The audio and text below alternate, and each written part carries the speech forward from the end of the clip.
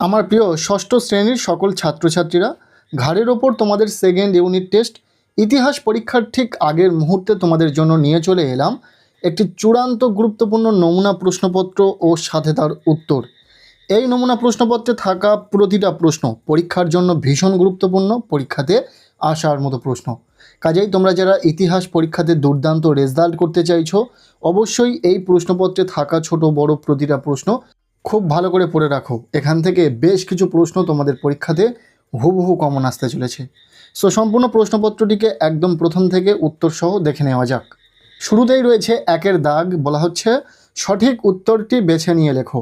এখানে 10টি MCQ type প্রশ্নের উত্তর লিখতে হবে। প্রতিটি প্রশ্নের মান 1 নম্বর করে, টোটাল 10 নম্বর রয়েছে। প্রথম প্রশ্ন, বৈদিক যুগের জনপ্রিয় খেলা ছিল, উত্তর হবে এখানে থাকা অপশান ডি, পাশা। খদ্দাগের প্রশ্ন, সাতবাহন বংশের প্রথম শাসক ছিলেন, উত্তর হবে শিমুক। পরবর্তী প্রশ্ন, মেগালিথ বলা হয়, উত্তর হবে এখানে থাকা অপশান বি, পাথরের সমাধিকে। এরপর ঘদাগের প্রশ্ন, মহাজনপদগুলির মধ্যে দক্ষিণ ভারতে অবস্থিত ছিল, উত্তর হবে অশমোক, অর্থাৎ রাইট অ্যান্সার অপশান ডি। এরপর উমদাগের প্রশ্ন, মগধ মহাজনপদে শেষ রাজবংশ হল, উত্তর হবে নন্দবংশ। এরপর চদাগের প্রশ্ন, গৌতম বুদ্ধের জন্ম হয়, উত্তর হবে 566 খ্রিস্টপূর্বাব্দে। আমরা সঠিক উত্তরটাকে ঠিক প্রশ্নের নিচে দিয়ে দিয়েছি শুধুমাত্র তোমাদের সুবিধার্থে। এরপর ছদাগের প্রশ্ন, চতুর্থ বৌদ্ধ সঙ্গীতই হয়েছিল, উত্তর হবে কাশ্মীরে। বর্গিন জদাগের প্রশ্ন, বৌদ্ধ ধর্মপ্রচারের ভাষা ছিল, উত্তর হবে পালি। নেক্সট ঝদাগের প্রশ্ন, ভারতীয় উপমহাদেশে সোনার মুদ্রা প্রথম চালু করেন কে, উত্তর হবে বিম কাদফিসেস। এরপর ইয়োদাগের প্রশ্ন, প্রিয়দর্শী উপাধি গ্রহণ করেছিলেন কে, উত্তর হবে অশোক। এই ছিল একের দাগ থেকে এমসিকিউ টাইপ প্রশ্ন। আমরা প্রতিটা প্রশ্ন উত্তর সহ দেখে নিলাম। এরপর রয়েছে প্রশ্নপত্রের 2-এর দাগ, বলা হচ্ছে পূর্ণ বাক্যে উত্তর দাও যে কোনো 10টি। এখানে 10টি এসএকিউ টাইপ প্রশ্নের উত্তর লিখতে হবে। প্রতিটি প্রশ্নের মান 1 নম্বর করে, টোটাল 10 নম্বর রয়েছে। দেখে নাও উত্তর সহ প্রতিটা প্রশ্ন। প্রথম প্রশ্ন, ঋগ্বেদে ড্যাশ নামের একটি প্রতিষ্ঠানের কথা রয়েছে, উত্তর হবে বিদত। এরপর খদাগের প্রশ্ন, যজ্ঞে নারীরা অংশ নিতে পারতেন কোন সমাজে, উত্তর হবে আদি বৈদিক সমাজে। এরপর গোয়াদাগের প্রশ্ন, বৈদিক সমাজে পরিবারের প্রধান কে ছিলেন, উত্তর হবে বাবা। ঘদাগের প্রশ্ন, অমাত্য কাদের বলা হতো, উত্তর হবে মৌর্য আমলে সম্রাটের পরেই যে সকল রাজকর্মচারী ছিলেন তাদেরকে অমাত্য বলা হতো। এরপর উমদাগের প্রশ্ন, ড্যাশ অশোককে বৌদ্ধ ধর্মের দীক্ষা দিয়েছিলেন, উত্তর হবে উপগুপ্ত। এরপর চদাগের প্রশ্ন, ড্যাশ বংশে সিদ্ধার্থের জন্ম হয়, উত্তর হবে শাক্য বংশে। ছদাগের প্রশ্ন, প্রথম বৌদ্ধ সঙ্গীতে সভাপতিত্ব করেছিলেন ড্যাশ, উত্তর হবে মহাকাশ্যপ। বর্গিন চদাগের প্রশ্ন, কোন সময়ে বৈদিক সাহিত্য রচিত হয়েছিল, উত্তর হবে আনুমানিক খ্রিস্টপূর্ব 1500 থেকে 600 অব্দের মধ্যে। এরপর 2 ঝ দাগের প্রশ্ন, ষোড়শ মহাজনপদের সময়ে একটি গণরাজ্যের নাম লেখো, উত্তর হবে বৃদ্ধি বা বজ্জি। ইম্পর্টেন্ট প্রশ্ন। এরপর ইয়োর দাগে ঠিক ভুল নির্ণয় করতে বলা হচ্ছে। সংহিতা শব্দের অর্থ সংকলন করা, এটা ঠিক। টর দাগের একটি ঠিক ভুল বা সত্য মিথ্যা রয়েছে। বৌদ্ধ ধর্ম প্রচারের প্রধান ভাষা ছিল সংস্কৃত, এটা ভুল। এরপর যে সত্য মিথ্যাটি রয়েছে, ঋগ্বেদে বিন্ধ্যা পর্বতের উল্লেখ আছে, এটা মিথ্যা। এই ছিল 2-এর দাগ থেকে কিছু এসএকিউ টাইপ প্রশ্ন। এরপর আমরা দেখে নেব প্রশ্নপত্রে থাকা 3-এর দাগ, যেখানে বলা হচ্ছে 2-3টি বাক্যে যে কোনো 4টি প্রশ্নের উত্তর দাও। এখানে 2 মার্কের প্রশ্ন রয়েছে, 4টি প্রশ্নের উত্তর লিখতে হবে, টোটাল 8 নম্বর রয়েছে। এই 2 মার্কের প্রশ্নের ক্ষেত্রেও আমরা উত্তর করে দিয়েছি, প্রশ্নের ঠিক নিচে উত্তর পেয়ে যাবে, দেখতে পাচ্ছ অন স্ক্রিনে তোমরা। প্রথম প্রশ্ন, ইন্দো ইউরোপীয় ভাষার প্রভাব কোন 2টি সাহিত্যে লক্ষ্য করা যায়, উত্তর হবে ইন্দো ইউরোপীয় ভাষার প্রভাব ঋগ্বেদ ও অ্যাভেস্তা সাহিত্যে লক্ষ্য করা যায়। এই 2 সাহিত্যের ভাষা ও বহু শব্দের মধ্যে মিল দেখা যায়। এরপর খদ্দাগের প্রশ্ন, চতুরাশ্রম কি, ভীষণ ইম্পর্টেন্ট একটি প্রশ্ন।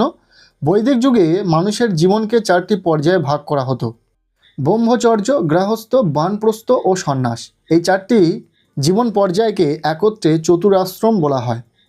এরপর গদাগের প্রশ্ন, ক্ষত্রিয়রা কেন নতুন ধর্মের খোঁজ শুরু করে? উত্তর হবে, বৈদিক ধর্মের জটিল যজ্ঞ আচার অনুষ্ঠান এবং ব্রাহ্মণদের প্রাধান্য অনেক ক্ষত্রিয় অসন্তুষ্ট হয়ে পড়ে, তাই তারা সহজ ও মানব কল্যাণমূলক নতুন ধর্মের সন্ধান শুরু করে। এরপর ঘদাগের প্রশ্ন, সভা ও সমিতি বলতে কী বোঝো? উত্তর হবে, বৈদিক যুগে সভা ও সমিতি ছিল দুটি গুরুত্বপূর্ণ গণপরিষদ। রাজ্য পরিচালনা, বিচার এবং গুরুত্বপূর্ণ বিষয় নিয়ে আলোচনা ও সিদ্ধান্ত গ্রহণের কাজে এগুলি ভূমিকা ছিল। নেক্সট, উমরদাগের প্রশ্ন, কাকে কেন সকারি বলা হয়? ইম্পর্টেন্ট একটি প্রশ্ন, পরীক্ষাতে বারংবার এসেছে, তাই খুব ভালো করে প্রশ্নটি দেখে রাখো। উত্তর হবে, চন্দ্রগুপ্ত দ্বিতীয় বিক্রমাদিত্যকে সকারি বলা হয় কারণ তিনি শাসকদের পরাজিত করে তাদের শাসনের অবসান ঘটিয়েছিল। এরপর চদ্দাগের প্রশ্ন, ভাগ ও বলি কি? উত্তর হবে, ভাগ ছিল কৃষকদের উৎপাদিত ফসলের একটি অংশ যা রাজাকে কর হিসাবে দিতে হতো। বলি ছিল প্রজাদের দেওয়া স্বেচ্ছা উপহার বা কর যা রাজার আয়ের একটি উৎস ছিল। এই ছিল 2 মার্কের কিছু প্রশ্ন, আমরা প্রতিটা প্রশ্নের উত্তর সহ আলোচনা করে দিলাম। এরপর রয়েছে প্রশ্নপত্রে 4-এর দাগ। বলা হচ্ছে 4-5টি বাক্যে যে কোনো 4টি প্রশ্নের উত্তর লেখো। এখানে 3 মার্কের প্রশ্ন রয়েছে, 4টি প্রশ্নের উত্তর লিখতে হবে, টোটাল 12 নম্বর। আমরা প্রতিটা প্রশ্ন উত্তর সহ দেখে নেব। প্রথম প্রশ্ন, বৈদিক যুগে চতুর্বর্ণ প্রথা সৃষ্টি হয়েছিল কেন? উত্তর হবে, বৈদিক যুগে সমাজকে সুশৃঙ্খলভাবে পরিচালনা করার জন্য চতুর্বর্ণ প্রথার সৃষ্টি হয়। মানুষের কাজ ও পেশার ভিত্তিতে সমাজকে ব্রাহ্মণ, ক্ষত্রিয়, বৈশ্য ও শূদ্র এই 4টি বর্ণে ভাগ করা হয়। ব্রাহ্মণরা শিক্ষা ও যজ্ঞ, ক্ষত্রিয়রা রাজরক্ষা, বৈশ্যরা কৃষি, পশুপালন ও বাণিজ্য এবং শূদ্ররা অন্যান্য বর্ণের সেবা করতেন। পরে এই ব্যবস্থা জন্মভিত্তিক হয়ে ওঠে। ভীষণ ইম্পর্টেন্ট একটি প্রশ্ন, খুব ভালো করে দেখে রাখো প্রশ্নটি। এরপর খদাগের প্রশ্ন, মগধ কী কী কারণে শক্তিশালী মহাজনপদে পরিণত হয়েছিল? উত্তর হবে, মগধের উর্বর জমি কৃষির উন্নতিতে সাহায্য করেছিল। এখানে প্রচুর লোহার খনি থাকায় উন্নত অস্ত্র তৈরি করা সম্ভব হয়।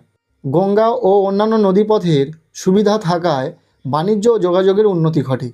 দক্ষ শাসক, শক্তিশালী সেনাবাহিনী ও হাতির বাহিনীর জন্য মগধ শক্তিশালী মহাজনপদে পরিণত হয়। এটিও ভীষণ ইম্পর্টেন্ট একটি প্রশ্ন, প্রত্যেকটি প্রশ্নই ইম্পর্টেন্ট, আলাদা করে বলতে হবে না যে এই প্রশ্নটি বেশি গুরুত্বপূর্ণ। এরপর গদাগের প্রশ্ন, টিকা লেখো চতুরাশ্রম। এটিও পরীক্ষাতে বারংবার আসে, তোমাদের পরীক্ষাতে হয়তো আসতে পারে। উত্তরটা দেখে রাখো। বৈদিক যুগে মানুষের জীবনকে 4টি পর্যায়ে ভাগ করা হয়েছিল, যাকে চতুরাশ্রম বলা হয়। এই 4টি আশ্রম হলো ব্রহ্মচর্য, গৃহস্থ, বানপ্রস্থ ও সন্ন্যাস। ব্রহ্মচর্য আশ্রমে শিক্ষা গ্রহণ, গৃহস্থ আশ্রমে সংসার পালন, বানপ্রস্থ আশ্রমে ধর্মচিন্তা এবং সন্ন্যাস আশ্রমে ত্যাগের জীবনযাপন করা হতো। বোঝা গেল। এরপর ঘদাগের প্রশ্ন, অষ্টাঙ্গিক মার্গের ব্যাখ্যা দাও।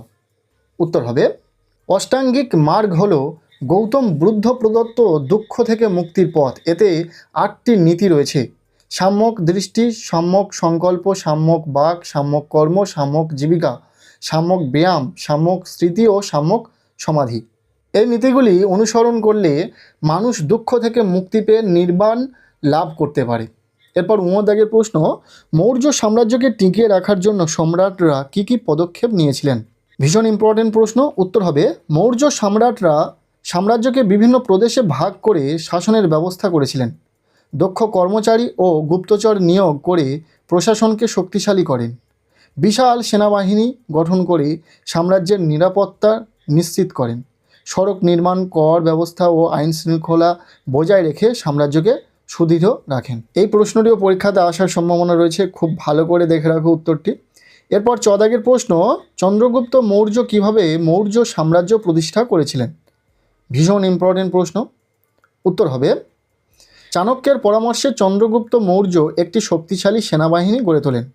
তিনি নন্দ বংশের শেষ শাসক ধননন্দকে পরাজিত করে মগধ দখল করেন। এরপর উত্তর ভারতের বিস্তীর্ণ অঞ্চল জয় করে মৌর্য সাম্রাজ্য প্রতিষ্ঠা করেন। পরে সেলুকাসকে পরাজিত করে সাম্রাজ্যের সীমানা আরও বিস্তৃত করেন। এরপর রয়েছে প্রশ্নপত্রে 5-এর দাগ, বলা হচ্ছে 8-10টি বাক্যে যে কোনো 2টি প্রশ্নের উত্তর দাও। এখানে 5 মার্কের বড় প্রশ্ন রয়েছে, 2টি প্রশ্নের উত্তর লিখতে হবে, টোটাল 10 নম্বর। প্রথম প্রশ্ন, মেগালিথ সম্বন্ধে যা জানো লেখো। ইম্পর্টেন্ট প্রশ্ন। খদাগের প্রশ্ন, বৈদিক যুগে শিক্ষা ব্যবস্থা কেমন ছিল তা লেখো। এটিও পরীক্ষাতে বারংবার আসে, খুব ভালো করে উত্তরটি রেডি করে নেবে। এরপর গদাগের প্রশ্ন, হর্ষবর্ধনের কৃতিত্ব আলোচনা করো। নেক্সট ঘদাগের প্রশ্ন, বৌদ্ধ ধর্ম ও জৈন ধর্মের মধ্যে কি কি মিল ও কি কি অমিল পাওয়া যায়। 5 মার্কের জন্য এই কটি প্রশ্ন খুব ভালো করে রেডি করো। এছাড়াও একটি নমুনা প্রশ্নপত্র ইতিমধ্যে শেয়ার করেছি ভিডিও আকারে, সেই ভিডিওটি যারা দেখোনি অবশ্যই দেখে নেবে এবং সেখানে বলা প্রতিটা প্রশ্ন খুব ভালো করে পড়ে নেবে। আজকের এই ভিডিওটি ব্যাস এতটুকুই। কেমন লাগলো ভিডিওটি অবশ্যই কমেন্ট সেকশানে জানিও। ভিডিওটি ভালো লেগে থাকলে লাইক করে দাও, চ্যানেলে নতুন হলে চ্যানেলটিকে সাবস্ক্রাইব করে রাখো, আর পারলে ভিডিওটি প্রচুর শেয়ার করে দাও।